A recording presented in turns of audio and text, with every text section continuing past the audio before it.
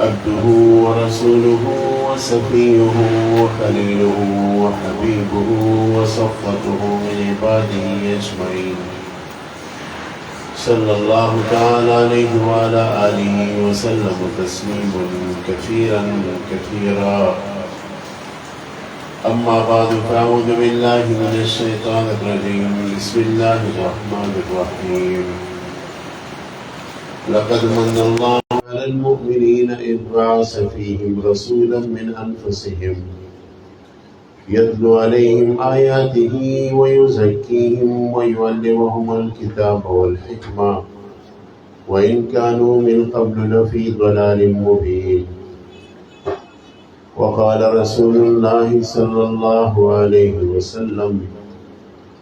الحلال بين والحرام بين وبينهما أمور مشتبهات، وفي رواية وبينهما أمور مشبهات، أو كما قال عليه الصلاة والسلام: ألف ألف مرة وبعدد كل ذرة. قابل صدر احترام صدر مجلس اور دے بابرکت اجتماع کی اور مبارک محفل کی تشریف فرما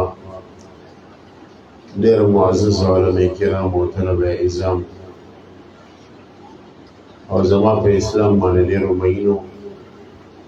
او ډیرو غیرتمندو او ډیرو درنو محترم او مکرم مسلمانانو، نن په دې مصلا کې چې نوم دی د دې مدرسې علوم القرآن خیرې د څه بچو خطونه دي. عام طور په بازار کې او بیا د بازار په منځ کې د تجارت په مرکز کې د بچو تربیت کول، الته یو اداره قایمول، دا یقینا چې ډېر ګران کار.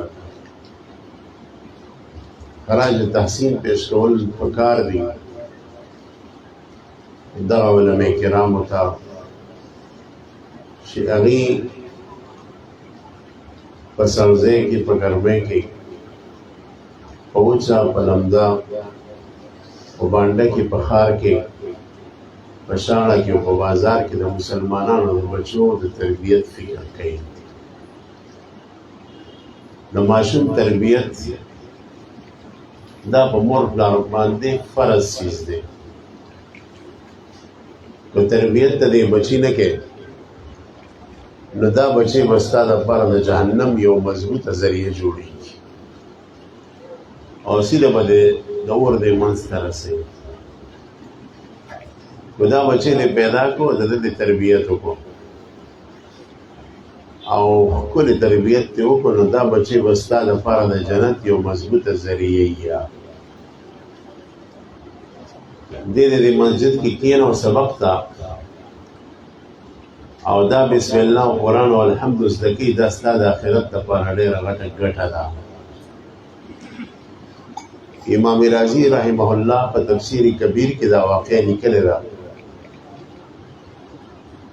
چې حضرت عیسی علیه السلام په یو مقبره باندې تېرېده. هغه ته به کشف کېدو نو یو قبر متعلق هغه ته کشف دا وشو چې هغې کې مړي د سخت عذاب ورکولی شي او دونه سخت عذاب دی چې حضرت عیسی علیه السلام حیران شو. خو په هغه ځای باندې تېر شو، کال پس چې دوباره په هغه مقبره تېرېده نو د هغې قبر والا ورته دوباره کشف شو نو د صاحب قبر نه عذاب لرې شوی دی او په قبر کې ډېر خوشحاله دی. نو ده د الله تعالی نه تپوس وکړي: یا رب العالمین، ستا شان ډېر اوچت دی، ستا کارونو باندې څوک هم نه پوهېږي. دغه ځای کې یو ګناهګار بنده و، په قبر کې ورته سخت عذاب کېدو کال مخکې، اوس یې مزید په قبر کې د دې څه وجه ده؟ الله تعالی ورته وفرمیل: ای زما محبوب عیسی، د ډېر ګناهونه کړي وو، د هغې ګناهونو په وجه باندې دته په قبر کې عذاب کېده. خو د ده د مرګ نه پس د ده یو بچی پیدا شو او بچی رالوی شو، د هغه تقریبا 11-12 میاشتې عمر شو یا د دې نه سیوا عمر شو. له په خړپوسو ګرځېده چې مور د جومات استاد سره کېناسته نو ده خو څه نشو زده کولی، خو بسم الله ورته وښوله. نو کله چې د ده د بچي صرف بسم الله الرحمن الرحیم زده کړه نو د دغې بچي د بسم الله په برکت مې وله د دې پلار نه عذاب د قبر ختم کړو. د صرف بسم الله په وجه باندې د پلار نه د قبر عذاب ختمي. نو دې نه تاسو اندازه ولګوئ چې اولاد چې کله پوره تربیت وشي، د ده نه حافظ جوړ شي، د ده نه عالم جوړ شي، نو د دنیا دا ډېر مختصر ساعتونه چې دي، یو څو ماښامه یو څو سهاره، دا خو پته تیر شي. که ښه وخورې که خرابه، که وچه وخورې که سالن سره وخورې، خو د آخرت ژوند دې ځان له ښایسته او قیمتي شو. او د دې بچي کو دې تربیت ونه کو او د دنیا د اعلی نه اعلی تعلیم دې ورکو، نو دا تعالی د آخرت فایده نه درکوي. ما ته یو دوست واقع بیانوله چې د ثوابي علاقه کې زموږ یو ملګری و ډاکټر و او هغه په خپل زوی د اعلی تعلیم دپاره ډېر مصیبتونه برداشت تر دې پورې چې پی ایچ ډي پې کوله په ډاکټرۍ ټې پې کو نو پیسې ورسره نه وې، انګلینډ ته لېږلو. نو د پلار یې د بینک د په سود باندې پیسې راواغست او دا زوی ولېږلو انګلینډ ته. خو مسله دا وه چې دین یې ورته بلکل نه ښولی. هغه زوی پی ایچ ډي وکړه، راغی ډاکټر شو، تنخواه یې واخیسته. پلار یې د سود هغه پیسې ډېر په شرمونو په تکلیفونو باندې د بینک ختمې کړی. او د هغې نه پس بیا یو څو کاله ژوندي و، د زړه دوره پرې راغله او وفات شو. موږ جنازې ته لاړو، غسل مې ورکړو. وی کله چې جنازګاه ته موږ دې وړو، جنازه م کوله، د تمام خلک جنازګاه کې دننه ولاړو او دغه ډاکټر زوی بار ولاړو، سګرټ یې بل کړی، سګرټ یې څکلو. نو موږ اول په دې حال ډېر افسوس وکړو چې دی وخت وګوره تا سګرټ بل کړی. نو کس مې ورپسې ولېږو چې درته ووایه راځه جنازه وکړه، ځکه دا جنازه خو دعا ده او دعا چې څونه په خوږ زړه باندې نو الله یې قبلوي، او اولاد چې د پلار دپاره دعا کوي نو الله یې خامخا قبلوي. نو یا کس چې علما ولېږو نو هغه ته یې ووایي چې یاره ماله خو جنازه نه راځي، لہذا جنازې زه نشم کولی او زه دې وخت خپل غم کې یم، دې غم ته مې پرېږدئ دا سګرټ وڅکوم. وی د پلار په هغه آخري دعا کې او جنازه کې موته د شرکت توفیق ملو نشو، او دا هغه پلار و چې دې زوی باندې د اعلی تعلیم دپاره کمې کمې سختۍ په ځان وړې وې، د هغې اندازه نشته. لہذا ورو تربیت د اولاد یو بنیادي څیز دی. ګورئ د دې بچو فکر وکړئ، دا بچی تا دپاره د جهنم تمبم جوړېدی شي او د جنت دروازه هم جوړېدی شي. که ستا خپل هر قسم عمل یې دا هم خله ده چې عمل دې خراب وي، خو عمل دې سمول پکار دی. خو د بچو تربیت وکړي، او تربیت هغه سنګي پارست دی چې دا تربیت ته وله وکړو نو د دې زوی نه د هیره جوړه شوه، او که تربیت ته وله ونه کړو نو د دې زوی نه د ناسور جوړ شو. دا د کینسر زده سیز دی، بیا ګن دی. او که تربیت دی ونه وکړو نو دا سنګي پارست دی چې کوم شی ورسره لګي سره زر به دې جوړېږي. سپي ته تاسو وګورئ، سپي ته زموږ د اسلام حکم دا دی چې دا سپي یو لوښي ته خوله ور واچوي نو هغه لوښي پلید شو، دا به 3 پیرې واجبا وینځي، یعنې وینځل یې ضروري دي، او 2 پیرې به استحبابا وینځي، یعنې 2 پیرې دا مستحب دي چې دا لوښي وینځي. ځکه چې کله د لوښي 3 پیرې وینځو نو د دې خولې د سپي خپل جراثیم یې هسې نه چې جراثیمه لوښي کې پاتې شي، نو د جراثیمو د ختمولو خو دغه سپی دی تربیت یې وکړه د ده نه ښکاري سپی جوړ کړو. د ښکاري سپي علامت دا دی چې کله دې د پوسې یا په سویکه ور پرېښوده په ځنګل کې بسم الله الله اکبر دې پرې ووایي او دغه اوسې راټینګه کړه ښې وخوړلو لمړی کړه خو د ځان دپاره یې دونه څیز ونه خوړه دا ښکاري سپی دی. نو د دغه سپي تربیت شو ښکاري جوړ شو. کله چې دی په ښکار ور پرېښوده بسم الله الله اکبر ووایه او ور پرېښوده او د اوسې راټینګه کړه ویې خړلوله مړی کړه چې ته ورسېدې دا تازي سپی د دغې اوسې سره ولاړ دی اوسې مړه پرته ده د دې اوسې خوراک ستا دپاره جایز دی اگر چې تا پې چاړه نه یې راښکلې. دا د تربیت کمال. سپی څه شي دغه جوټه حرامه ما تاسو ته ووایي چې 3 پیرې به د هغه نه لوښي وجوبن 9 پیرې به مستحبن وینځئ لیکن چې تربیت دې وکړو نو بیا پې د چاړه راښکلو ضرورت هم نشته. بغیر د چاړه راښکلو نه ستاسو دپاره د اوسې خوراک جایز دی ولې تربیت یې وشي. تربیت هغه ګوهر دی نو د دې اولاد تربیت کو دې وکړو نو مزې به دي.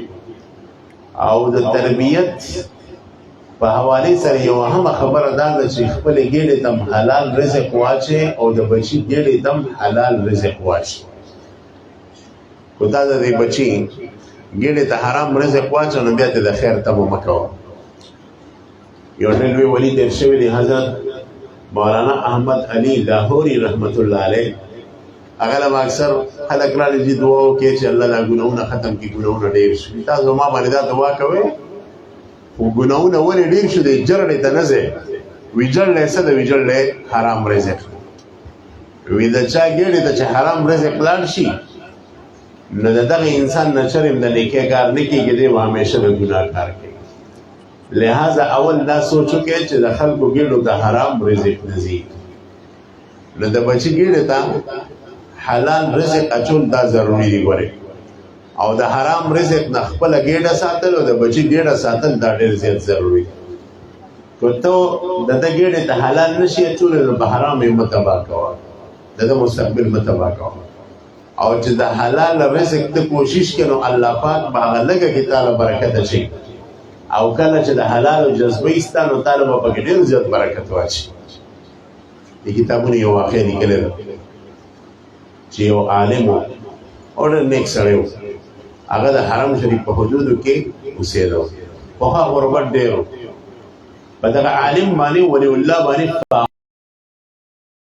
ګزاره وکړه. 2 مرض 3 مرض ده خو په خپله ګزاره کولی شو خو هلته بیبي وه د هغې ګزاره ګرانه وه بچي و بس الله ته متوجه و. دغه عالم وایي چې ما طواف کوه د طواف په دوران کې مې یو تیلې وموندله وی هغه تیلې مې چې کولو که نو په هغې کې 1000 اشرفې وې 1000 اشرفې ډېره غټه پیسه وه. وی چې پورته مې راوړی مې کتل زړه مې ورته خاره خو که چې یاره دا خو بس الله ماله راکړي دي زه وږې تږی وم دا خو الله ته پته وه زه وږې تږی وم بس ځکه یې ماله راکړئ. نو بیبي ته مې اواز وکړو چې دغه شان چل دی وایه ستا څه څه پکار دی چې د بازار نه راوړم ما ته چې دا پیسې چېرته وړي ما ورته دا وموندې دا زما پیسې دي ماله الله راکړي. هغې راته وایي چې نه هېڅ شی نه دا خو ستا دپاره حرام وي دا خو لقطه ده د حرم په حدودو کې چېرته ده مسافر نه پریوتي دي نو زما او زما د بچو ګېډې ته کو حلال نشي راچولی نو حرام به راباندې قطعا نه خورئ. ګورې موږ ستا حرام پیسې نه خورو او دا واپس اوسه شابه. بزرګ وایي ما د خپل ګریوان کې سر ورکړو وشرمېدم چې ګوره دا زنانه ده او دا ما ته د حلال دعوت راکوي او د حرامو نه د بچ کېدو کوشش راته کوي او زه حرامو طرف ته متوجه کېږم نو شرم راغی او د اشرفو هغه تیلې له مې غوټه ورکړه او راغلم طواف مې کو. د طواف په دوران کې یو اواز ما کو چې خلکو ما یو امانت مونتی دی ما ته نښې نښانې وښیې هغه له مې ورکړه. ویلې کې یو بوډا راغی وی هغه راته وایي چې دا تیلې زما دی ما ورته چې نښې راته وښیه نښې راته ټولې وښولې چې داسې تار باندې تړلې ده داسې رنګ د تیلې دی دونه پکې پیسې دي. وایي چې ټولې نښې راته وښولې واقعي هغه تیلې د هغه ځان سره مې بوتو پیسې مې ورته وشمارلې 1 روپۍ 2 روپۍ 3 روپۍ 1000 اشرفۍ مې وشمارلې. وایي چې ټولې مې ورته وشمارلې خبرې اترې شروع شوې نو یې ما ته وایي چې یاره تا له پکې لږې پیسې درکوم. وایي ما ورته وایي چې نه زه 1 روپۍ نه اخلم زما ثواب به خراب شي زه داسې نه کوم وی هغه تیلې ځان سره کېښود او خبره اترو نه پس چې کله پاڅېدو یې تیلې ما ته ټوله راوویشته چې وروره دا تیلې ستا ده په دې ستا حق دی وی ما ورته وویل چې اوسه پورې دې تیلې پسې لکه د لیونو ګرځېدې اوس یې ما له راکړې چې ستا حق دی ما ته ویل چې او زه د بغداد نه راغلی او دی چې راتلم ما له خپل مالک او مولا دا تیلې راکړې او ما ته وویل چې دا د اشرفو تیلې والا او په حرم شریف کې چې تا ته د ټول نه غټ امین امانتدار څوک میلو شي دا هغه له هدیه کې ورکړه نو ما به وایي چې دا امانتدار به زه څنګه معلوموم نو د دې مې طریقه دا وکړه چې دا مې د قصد ته وغورځولې ما وایي چې څوک یې راوالي او صحیح سلامت یې راته راورسي دا به امانتدار بیا دا د هغه حق دی او تا ما ته دا تیلې صحیح سلامت راورسوله لہذا دا تیلې ستا حق دی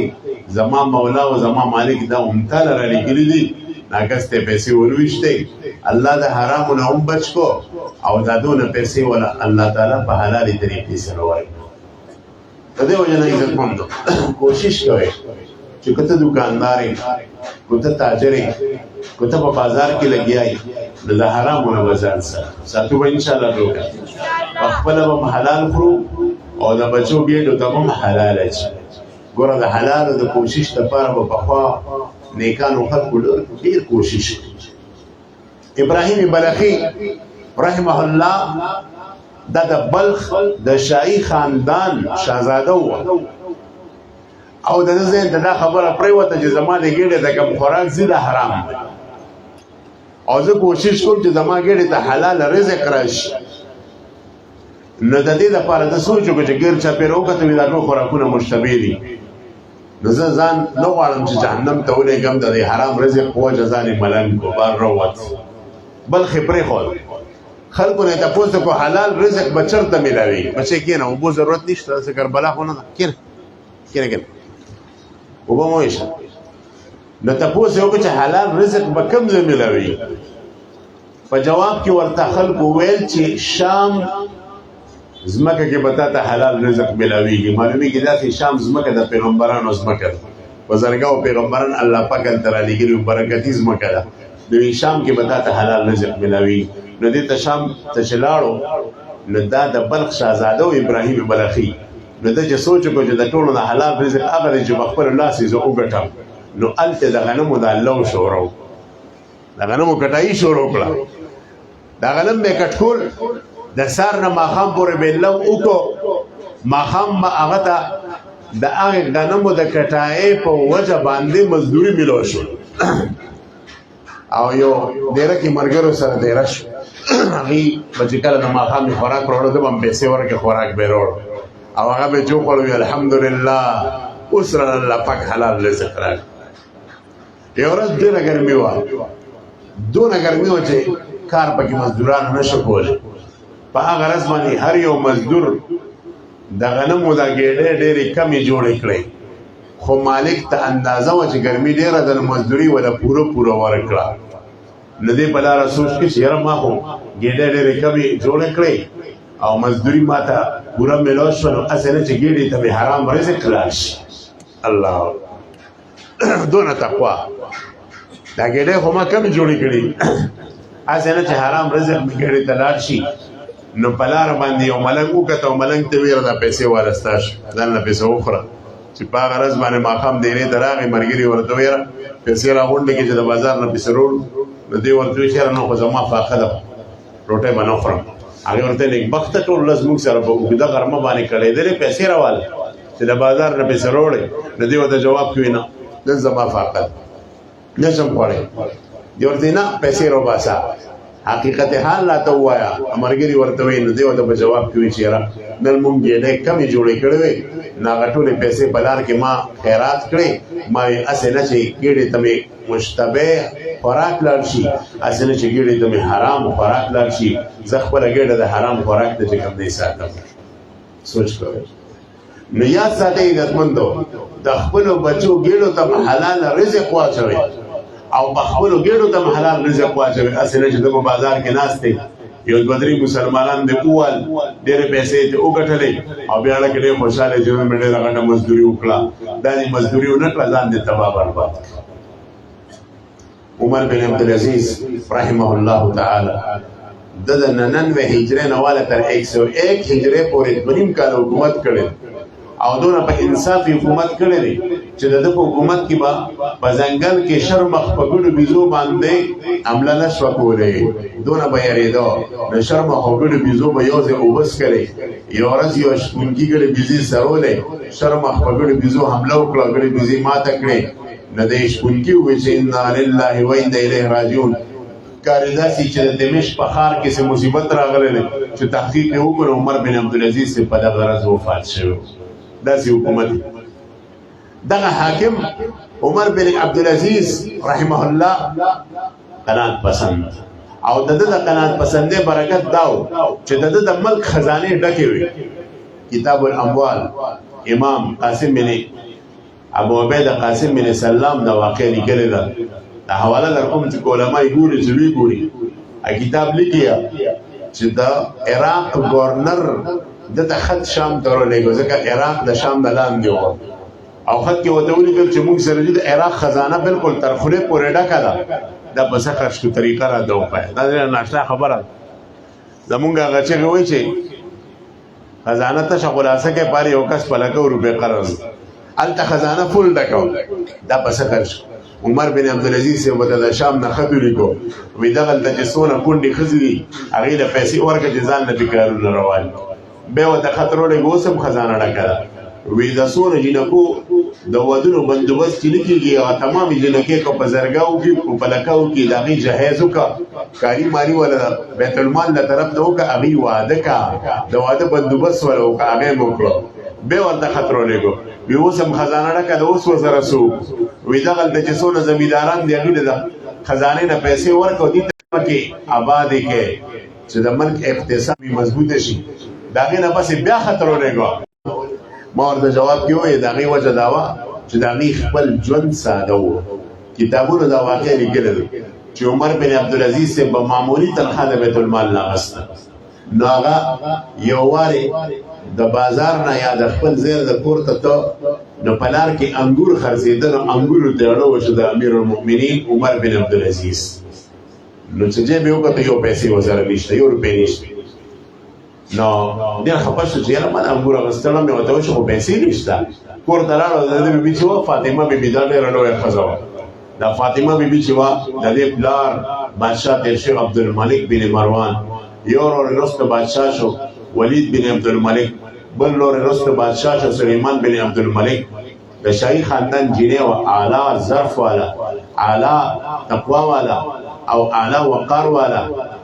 نو دې لاړو خپلې ښځې ته وایي فاطمې بیبي ته فاطمې خو تا سره یو روپۍ راکړه ډقله زه په انګور اخلم زړه مې ورته شوی ښځې سره به پیسې د کمې راځي چې خاوند وله ورکې نه به راځي نه ورته یم المؤمنین خفه کېږم ما سره خو یو روپۍ هم نشته جیب مې خالي دی ځکه چې ما سره به پیسې هله راځي نه راکې تا نه دي راکړې نو پیسې به ما سره د کمې راشي او ورپسې بیا د ښځې یو جمله مو وویل او هغه دا وه چې یاره خو عمر بن عبدالعزيز صاحب ته هم پکې دا ځان ته امیر المؤمنین وي د روپۍ د سره درک دی بیا ورته امیر المؤمنین یو مشوره درکو مشوره دا ده چې خیر دی په خپله لږه تنخواه کې یو روپۍ د بیت المال نه مخکې قرض راواخلئ یو درهم تاسو انګورو ته زړه شوي دی انګور به پرې واخلئ نو بیا به په تنخواه کې هغه یو روپۍ کټ کړي نو دی ورته وایي نه فاطمې داسې نه کوم که د میاشت پوره کېدو نه مخکې مړ شومه نو زما ګېډې ته به انګور لاړ نه شي د هغې په ځای به د جهنم اور ګېډې ته اوسمه نو ځان نه تباه کوم نو په هغه ورځ باندې هغه انګور مو نه خوړو دا د هغې تقوا وه د هغې فایده ملک ته وتې وه د هغې فایده خلکو ته وتې وه د هغې فایده رعیت ته وتې وه او د ملک خزانې ډکې وې نو د حرام مال نه عزتمندو ځان بچ کړي زموږ اکثر وروڼه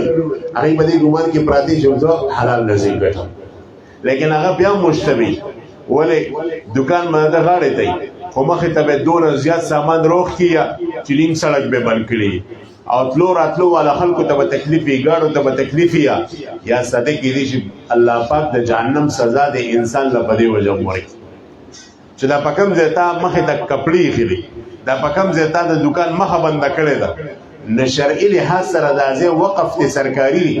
دې باندې د تلو راتلو والا کو موټر سایکلي کو سایکلي د ګاډو والا حق دی تا دا ځای هغې ته بند کړی دی نو که الله دې راټینګ کړه د دې په عوض کې د جهنم ته ولېږي نو ته به څه جواب ورکړي د اکثر د رړو والا ته ویل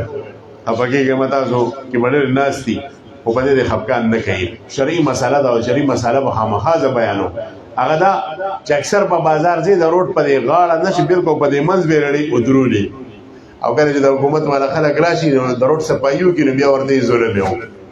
ادا نه وي خپل ګریوان کې سوچ نه کوي چې زه په وقف ځای باندې ولاړم دا د تلو راتلو ولا هفته ما دا روډ بند کړی زه په ټماټر خرڅوم او زه په سبزي خرڅوم د دې شرعي حکم څه دی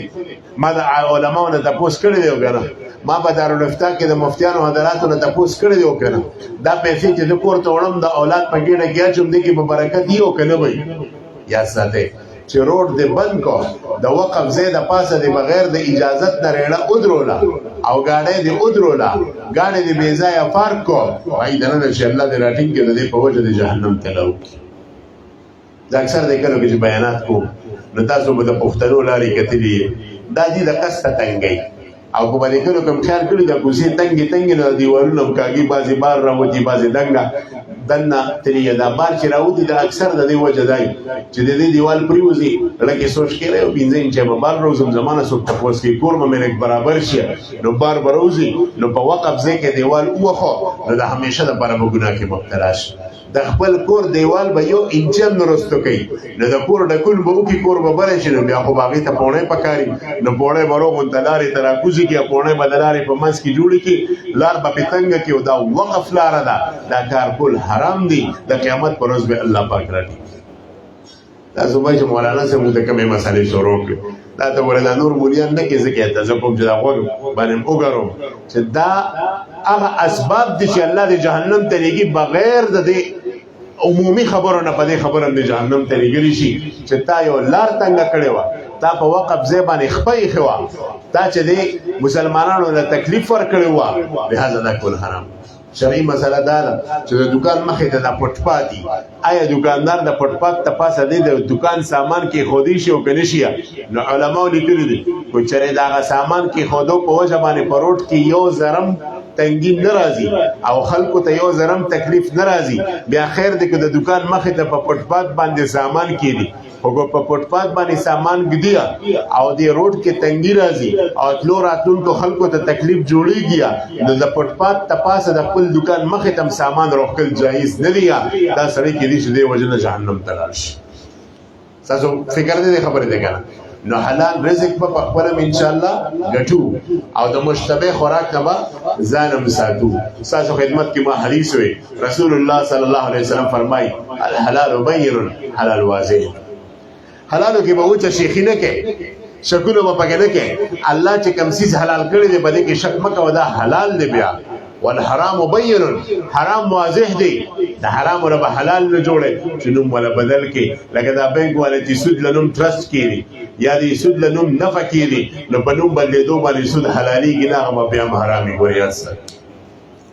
نو حرام واضح دی حرام و حلال ما جوړوا و بینهما امور مشتبهات د دې په منځ کې مشتبه امور دي مطلب دا دی چې اوسیس کې د شک راغی چې دا جایز دی او که جایز نه دی دغه وخت کې پرېدا علماء نه تاسو کا دارالافتا د لاشه د مفتی سم د فتوا والا چې رجی دا کاروبار کې دا د شکل کومه دا کار کومه دا جایز دی او کنه دینه چې مالک مګټه راځي دا به جایز دی او که حرامه وي که حرامه عزت ځان ساتم که حلال دا کار زه وکما نو د مسلې پرانا کې چې تا کار کړو بیا وا ستا مزي دنیا هم د خیر خستیا او آخرت هم د خستیا د دې وجه علماء فرمایي چې د چا په ذمه کې حرام رزق پروت وي حرام پیسې وسره نو د دې حرام پیسو خپل ذمه وا پارګول واجب دی تا سره د سود پیسې دی سود ګټه ده تا سره حرام پیسې دی نو دغه پیسې د خپل ذمه نه استل چاله ورکول ضروری دی واجب او ورکول په وخت کې به ګورې د ثواب هم نیت نه کې کچري تا سره د سود پیسې یو غریب له ورکول دي په دې نیت به نه ورکې چې زما د ثواب شي ځکه د نظر کوم یاره دا واره بس ماته دعا کوه دا به ورته نه وي ځکه د حرام رزق دا خپل ذمه د دې نه فارغول نه پتا واجب دي کې بدا نیت هم نه کې جما د پکې دعا وکا زستا مدد کوما چې ماته ثواب ورسي حرام رزق دونه پلیت چیز دی نو د حرام نه ان شاء الله ټول ځان ساتو کنه په خپل به حلال خورو او د خپل بچو ګیړو ته حلال اچو کنه ان شاء الله ټول د دې کلک اراده لري کنه ان شاء الله الله رب العزت ته دا مدرسه د همیشه د پر قائمه دایمه وساتي الله تعالی دې زبداوه مچ جنگل میں منگل لیدا د داسې بازار په منځ کې داسې مدرسه مولانا عابد صاحب دی د دې رفقاو جوړه کړې ده زدویتا د دې رفقاو ته ملګرو ته خراج تحسین پیش کوم او دغه بچو پلارانو ته چې هغه په دې بازار کې د خپل بچی را لېږي او دلته په سبق ویا یقینا چې دغه مور او پلار نن ډیره غټه خوشحالي پکار ده دغه مور او پلار د دې خپلوانو بسر کو چا د پیسو بوجه اخوي دونه خوشحالي نه ده چې څونه خوشحالي الله پاک دغه مور او پلار ته نصیب کړه چې د دې په بچو باندې قران کریم زده کوه په ناظره باندې په تلاوت باندې په قاعده باندې نو دې ته صد مبارکبادي ورکوم الله تعالی دې زیاده درس چې کوم دې همیشه د پر قائم او دایمه ساتي او د دې برکات ته الله تعالی په دې تمام بازار باندې کیږي او الله تعالی دې په دې ټول شرکاو باندې کیږي په دې خبرو اکتفا کوما واخر دعوانا ان الحمد لله رب العالمين.